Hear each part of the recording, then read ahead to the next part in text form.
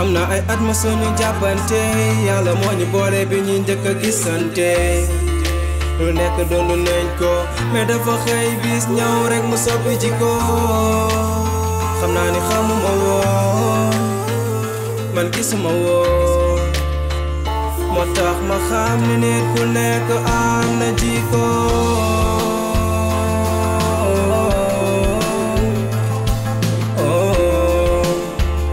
moo tax ma xam ni nit ku nekk am na jikko nit ak jikko. Qu'est-ce qu'il y a? Non, je trouve qu'il y a quelque chose parce que maa lay xool sànq ba léegi mais dafa mel ne mu nuru woon kuy jooy Nafi. jooy ma de dara. Ah bon? waaw. Mais amoo benn problème ba? déedéet ça va. Nafi man sa papa laa bul ma rus lu mën a am wax ma quel soit alpha wax ma da nga am problème école. non amul problème de. da nga am problème ci biir kër gi. déedéet. xanaa doom la teel problème avec sa tante. non sama tante. bi ñu njëkk a gisante lu nekk doonu nañ ko mais dafa xëy bis ñëw rek mu soppi jikko.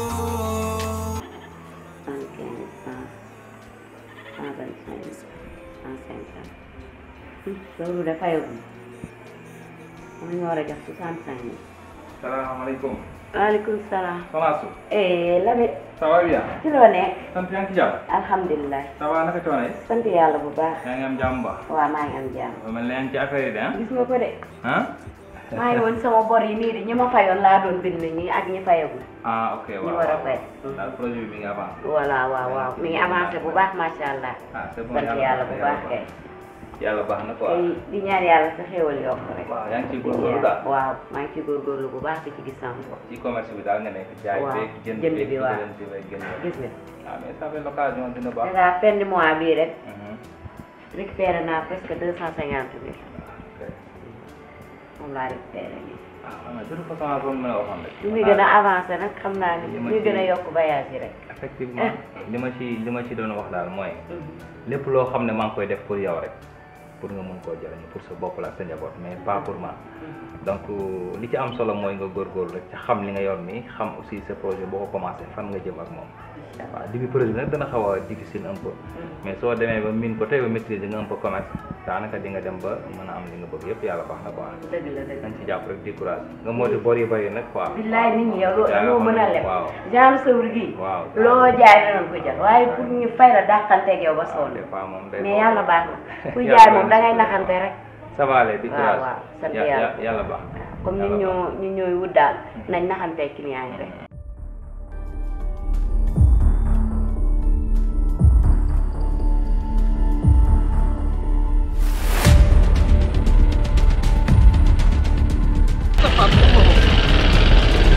ay sa waa ji tey jaxlaf nga de. voilà waaye foo jëlee kooraa yi. Ousmane ay waay Ousmane mais ma jàmm ngir yàlla Ousmane soxla nga ma la jël nga ma Ousmane jënd dama lii dama fee indiwul yow ni ma fi de waaye Lamine bu may waxanteeg yow nga waxee ndànk mënu ma wax ndànk tubaab bi dañ maa woo te dañ may sëkkatal nañ ma. dëgg la tey la 3 dëgg la juróom-ñaari fan a ci des. waaw jëmbe nag moo fi indi jëmbe yi ba. fu ma jëlee baaxul si yow de. déet waay déet lu nekkul woon sa xalaat ba tey bul ko di wax. baax na lu ñaaw kenn du ko xalaat Lamine sama kóllëre nga de sama nit nga yàgg nan depuis kuti ba jusqu'à ngoog loogu time du benn fan de bala ngaa waxul foog nga xalaat de alalu àdduna lan yem te barki Serafal danaa la fay danaa àggale sa alal ji kon daal jox naa sama xaalis fay naa la ba mot sëkk nga la defaral ma kees jéembe ay man fu ma jëm ak Lamine Thiam nga xam ne waxam bu bëri ji te nii ma ko gisee mu ñëw ni tey jii aw tàngoor la rey tubaab da yomb na waaye fekk njaal maa jëm caay waaye nag pexe bi mu jaay affaire wuy waaye Ousmane Bani ma barki Cheikh Fall Baye góor barki Modou Moustapha ci yoo xam ne daf may teg di ma nax waaye tey jii day nax doo am ana xale yi tey dama leen gisul xale yi Nafi de moom mi ngi woon ci suuf. waaw. man de en parlant de Nafi xam naa ni daa génn. en parlant de Nafi bëggoon naa sax ñu waxtaan ci quoi parce que man nag barki démb. bi may xëy dama ko romb ci suuf. maa ngi ko romb muy bale. te dama ko fekk mu xaw a mel ne kuy jooy. ma laaj ko yow si ma laaj ko ne ko Nafi qu'est-ce qui se passe après waxuma dara bon là xaw naa amaat ci moom doute keroog aussi bi may wàcc maa ngi ko romb mu taxaw ci buntu kër bi elle est un peu triste laaj naa ko aussi ma fille qu'est-ce qui se passe mais ba léegi waxuma dara lu xew bon ma ne xataan su ma la gisee naa ci waxtaan ak yow parce que tamit daanaka comme que suñu doom la te yàlla dogal na ne mu ngi ci kër gi bu ñu sañoon aussi ñuy téye suñu njaboot lañ koy téye dara lu ñu naqare du ko am ci ñun aussi du ñu am dara loo xamante ne bi ne dina ko métti mu jóge ci ñun rawatina yow mi nga xam ne yaay yéen moom ci biir kër gi day teg bët ci moom bu baax a baax parce que xale aussi boo ko yoree da koy siibu parce que jamono neexul te bu ma sañoon aussi lépp loo xamante ne bii ni xale bu jigéen dina ko mel moom parce que suñu njaboot la te papaam comme ni ma la wax encore une fois man la bàyyee njabootam donc sàmm njabootam man la war à plus forte raison que yaayam nekkul ci biir kër gi donc loo ci man aussi ci góorgóorlu na nga ko def parce que loolu mooy tax ëllëg fu mu mën a taxaw waaye mën a rafet ci ñun te c'est très important voilà man moom na nga ci bàyyi xel bu baax a baax man damaa xamul lu ma xamoon di nga ma laaj waaw xamoo ma nag ay baax na xamoo ma de xamoo ma man xamoo ma xam naa da ngaa xamul samay maam man al tëgg ndaal al tëgg Sadio Cheikh Samba Diarra Mbaye mi ci ceeb mii mooy sama maam fu la kenn ëpp ma ko Lamine man naa kaf man naa ree Lamine waaye sama yaram daw na ndax ba nga tuddee Cheikh Massamba Diarra mi nga xam ni ah léppam Serigne Touba la Lamine kon sama diggante ak yow amul loolu wérante wu ni maa la tooñ dalal yi nga yëpp di ay leçon morale la dalal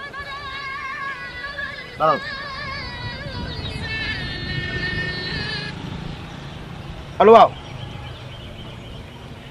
ma nga def yaa ngi ci jàmm kooku ma ni kookan la waaw yow kan sa tur laa soxla man sa tur rek laa soxla nga wax ma ay wax ju neex yëpp soxlawu ma ko ne ma man la diw nga xam ñoo la kan Fatou Lawbe sama numéro bii amu ci ma ni kuy Fatou Lawbe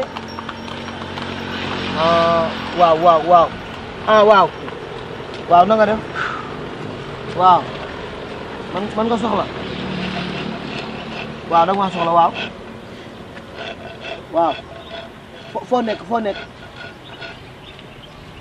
baax na maa ngi fay ñëw baax na maa ngi fay ñëw waaw baax na maa ngi fay ñëw waa man Nafi lan la war a jooy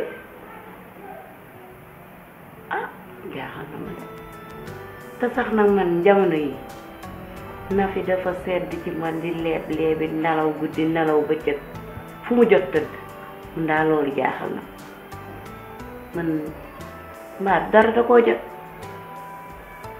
lan nga war a jot Nafi ah xale yi kat fa ñuy dem moom doo fa dem dëgg yàlla yar nañ ko fi ñu ko war a yar non arrêté bul xalaat mukk ci moom loo xamante ni bi ne safaan la parce que dafay jàng war a gérer ay études te amul dara loo xamante ni bi ne war na ko mën a apprécier bul xalaat bu ñaaw ci moom loolu baaxul non xalaat non jullit day xalaat toujours ci moroomu jullit tam rawatina jabootam moo ma gën a bàttitoo wala lu baax donc bu ci andi benn xel ñaar loolu moom baaxul quoi moom vraiment d'accord ma ci man de toute façon gis ko nga waxtaan ak moom man dinaa ko gis ma waxtaan ak moom gis ko nga waxtaan ak moom man aussi dinaa def le tout gis ko pour ma mën a waxtaan ak moom parce que li ma la waxoon aussi nañ ci bàyyi xel bu baax a baax sàmm la yow aussi sàmm la bon li ma la wax daal nañ ci bàyyi xel bu baax a baax xale yi moom toujours boo leen yoree da ngay def tout ba toujours ngay bàyyi xel ci ñoom bu baax parce que c'est très important waaw baax na kon xam naa maa ngi ci biir nga bàyyi xel bu baax li ma la waxtaan ah baax na ok merci dina la woon ne ma jaaxal la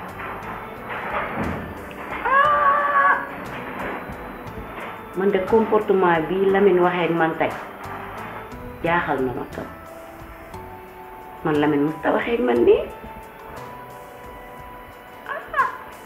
man mbaa du Nafi day dem ca Lamine di ma nettali ak di ma fenal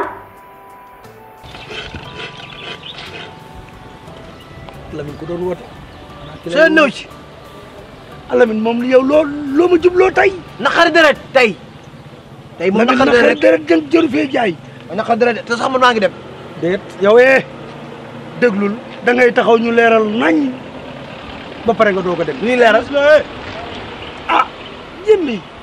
jëmbeen xamu ma jëmbey yaa ko moom. danaa ko jël si may naan nag ñaari fan. dee taxawal ñaari fan munta ne. waaw bëgg mburu moom bu la taxee nga dugg fa mburu génne woon. ñetti fan duma ko wees mu ñetti fan ëpp loolu tamit dégg loolu ma wax la mani la incha allah bu soobee yàlla tey ji la altine incha allah altine bi di ñëwaat da nga jot say jënd. loolu weesu na le 10 duma ko def. dégg loolu man xaw ma le 10 man xam la laa xam. fukki fan ci weer bi mooy le 10. boo jàngu da ngay wax. dégg wala jàngu da ngaa lànk sa rasa yu xasaw yi jàngal nga lànk la doo lànk. Lamine yaa ngi may xas de. may ma jàmm sa kanam guddi jigi na fukki dëkk. Lamine yaa ngi may xas de Lamine moytu sa bopp nag. li ma wax daal mooy déglu ma wax la moytu sa bopp nag. moytu sa bopp. man sa baaraam bi de man sa baaraam bi de. billahi boo commencé gis bëri dama lay duma de. yow yow la sa xaalis di tere nga ma bëgg. da nga naan ci fonde bi laa la wax. barkeb Cheikh Rafal mënoo ko. fonde bi mënoo ko naan de. waaye demal fu la neex demal fu la neex. walaay da nga xam ne samay pexe attanoo ko. cam ñàkk fayda ngay xóotari samay pexe da nga ko attan man li ma attan da nga ko attan cam man dama laa faale ma yéen cam Lamine daa bëri wax gàmmi ñu géwélam gii mu yore di mbalalalalala wallaay xamoon nga ni samay pexe attanoo ko xam nga ni duut naa la ko de cam maag sama jarbaat rek lu ma bëgg li jënti li jënti ci kàttanu yàlla réew mi jub dong yóbbu fi jub trianwul ñàkk a jëg koo am réew mi toj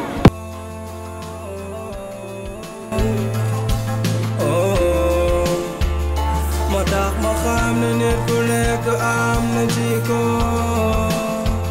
nit ak jikko da ngay dox rek mu demee noonu xanaa da ngaa jeexal. Baye man waxuma la sax jeexal booy man temps yi dama mel ni xool ku ñu liggéey booy est-ce que man dëgguma liggéey jàmbur. écoute booy da nga toogul taxaw yow da ngay dem rek. booy moo taxit de doom yaay is bi dama am belem ay ngeen di problème yooyu booy.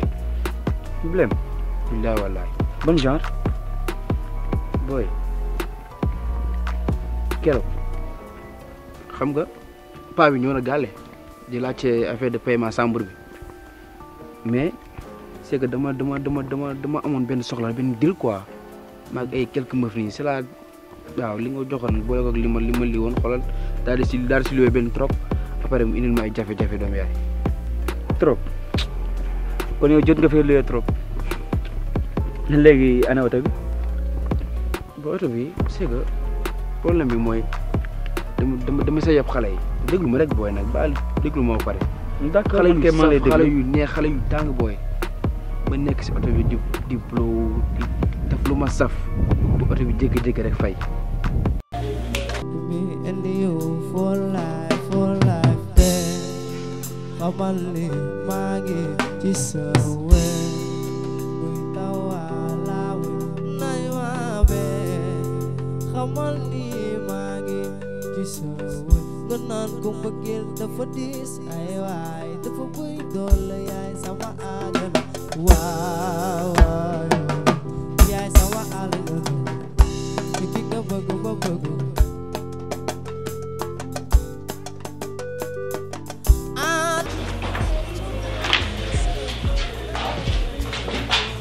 namu naa la trop seen nga du jaaxaan dama laa namu chaque jour man dama jàppoon ni sax man dama liggéey man du ma toog minute heure te sama xel du nekk ci yow dem na sax ba suñu waa kër à chaque fois dañu may dëkkat ni ma yow est-ce que yow yaa ngi si jàmm man lañ sama mais gis nga xuloo ka ngay xam ne yow relation bu neex relation bu sincère yow nga xuloo ki nga bëgg non Bijou maa ngi yow suñu xuloo dafa ma see jëlee lu bari loo xam tey jii du ma ñaan yàlla sax xuloo bi tamit muy amaat mais yow man dama lay laaj yow bëgg a xuloo yow man ak yow nan nga def.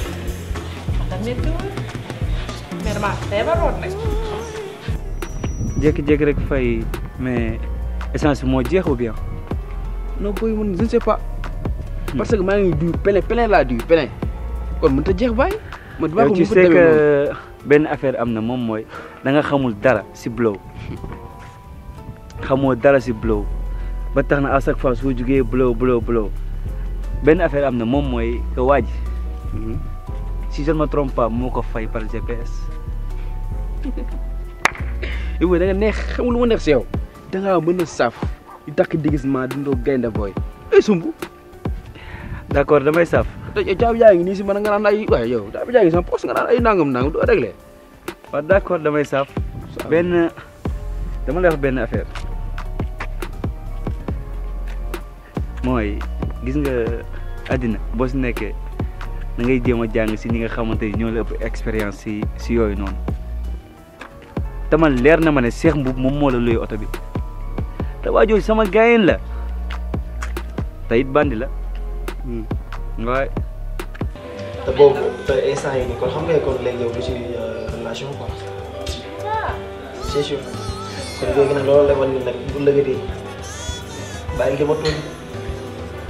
tooñu ma ne de yow xam nga man yow ma Antonio rek la ñu am posé woo ma question déglu woo ma man tamit posé ma la déglu ma la ku nekk toog sa point en plus essayé wuñ xam lu xew te tamit silence bi daa yàgg te non man moom damaa fiir c'est que man bu ma bëggul nit dama ko def man dama ko def nit moo tax su ma gisee benn faay ci yow rek yow nga def ma ko daf may touché tellement. def ma la woon dara. doon na ngoo def ndax man boo ma waxoon brusquement man damay tourner face xool si autre chose. waaw mais def ma woon dara. dina nga ma mën a wax daal def maa la entendu la kay. defoo dara mais on passe à autre chose là lan laa def.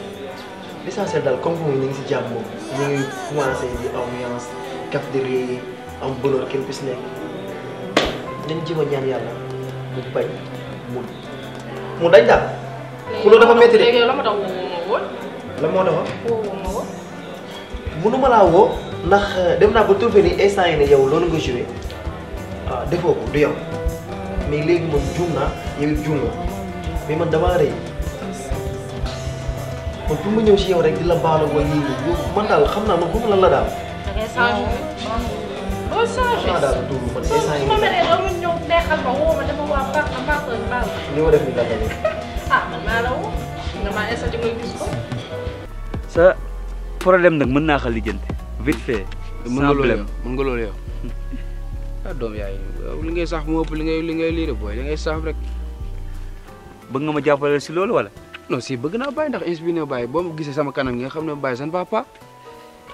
leen moom mooy am nga noppi. ma lijjanti kaa bi soit ma bàyyi laa kaa bi nga taal sa téléphone léegi. Sénégalais lii la quoi lu mu ëppalee rek da la koy jaay. déggoo ma de da ngay taal sa téléphone léegi police ñëw ne la ñuus yóbbu. waaw soo jugul booy noppi naa amul benn problème billaahi noppi naa léegi loo wax noonu la yaa sama papa dinaa bu yàgg booy. kon boobu wax ji fin na.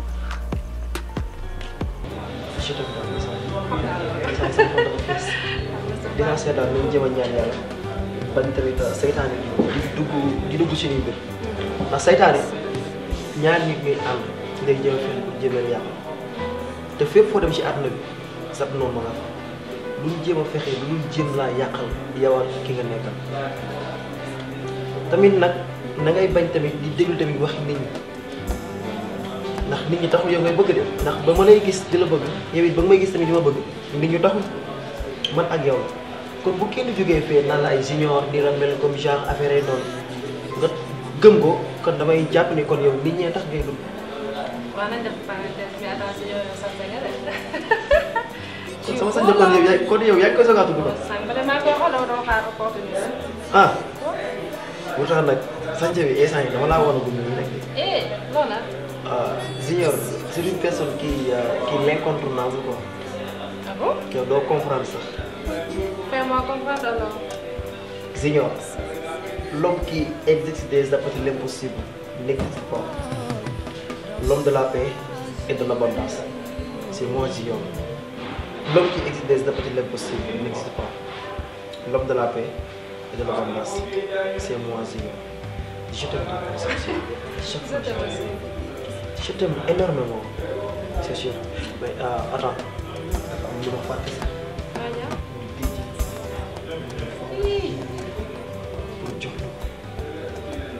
Fatima. Si mere dafa doon loo xam ni boo koy fay amul fay. bëgg naa ni ngay mere. J'ai fait tout pour toi. Sérieux.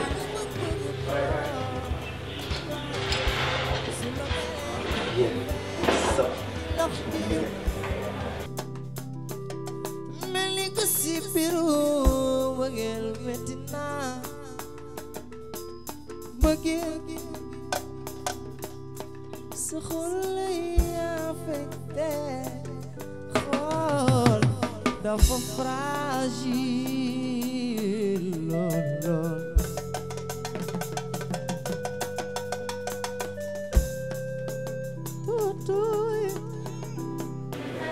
ak nu mu mënti demee ba ngay jéem a di jaay sa ngor di ko jëlee leneen te jaaro bi dama la koy jox pour nga sàmm ko comme ni nga ma sàmmee jaaro bi saa yoo mën na ma dee na nga ci xool ma si jaaro bi saa yoo demee ba sa xel nekk ci man na nga xool jaaro bi chaque jour sàmmal ma comme ni nga sàmmee sa bopp. jaaro bi bëri na ay valeur. nga naan ko mbëggeel dafa diis ay waay dafa bëri doole yaay sama àdduna waaw waaw yaay sama àdduna ki nga bëgg ba bëgg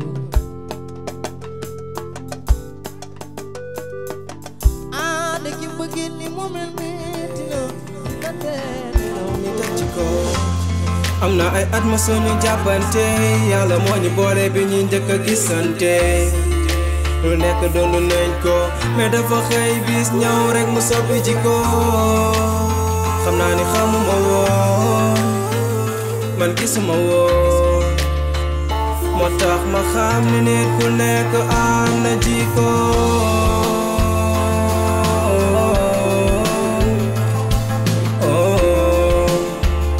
moo tax ma xam ni nit ku nekk am na jikko nit ak jikko